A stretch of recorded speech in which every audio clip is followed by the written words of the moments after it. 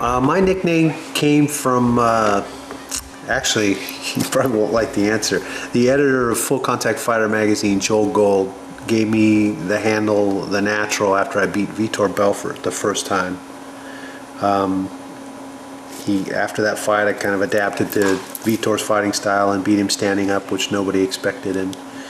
And Joel's like, "Hey, you're the Natural. Can we call you the Natural?" And I'm like, "I've been called worse things. I suppose that's fine." My hobbies outside of MMA are anything that has to do with the outdoors. I like to mountain bike. I like hunting and fishing. I grew up hunting and fishing with my father and my stepfather. I've done some adventure racing. So anything outdoors. I love to ski. I started skiing when I was 5 years old, and it was actually what I wanted to do. I wanted to be an Olympic skier as a kid. You retired when the MMA took off. Do you feel like you're missing something? I definitely feel like I was kind of on the cusp of when things exploded. Obviously, being involved in the first TV show, I think that's what really changed the landscape, and so I feel like I was part of the wave as it rose, and now the wave is really carrying on. I don't know that I'm missing anything. I'm still involved in the sport through commentary, and although I'm 43, there's probably a fight or two left in this body if I should decide to come back and compete again, get back in the mix. We'll see what happens. UFC used to be the only league before in the US. Now there is the Pride, IFL, and Bodog. Who do you think will end up lasting?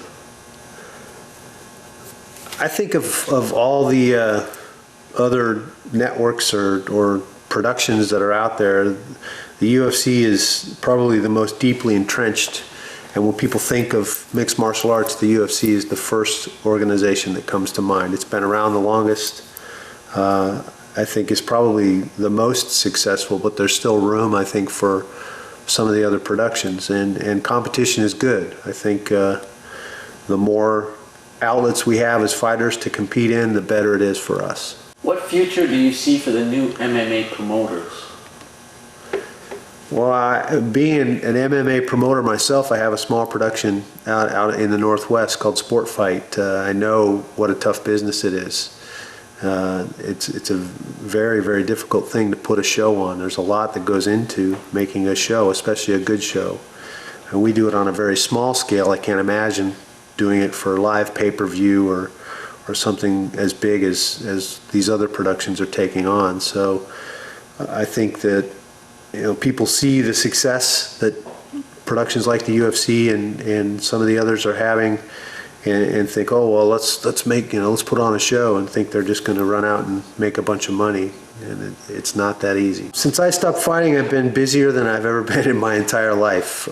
From commentating for the Fight Network out of Canada and the UFC at the pay-per-views, to launching a new nutrition line and opening 3 new training centers. I've been busy as ever. I had the opportunity to do a couple of movies, which was fun. I had a small role in Invincible with Mark Wahlberg, and a little bit bigger part in a movie that's yet to come out called Big Stand with Rob Schneider. And so that should be out in a couple months. I'm excited about that.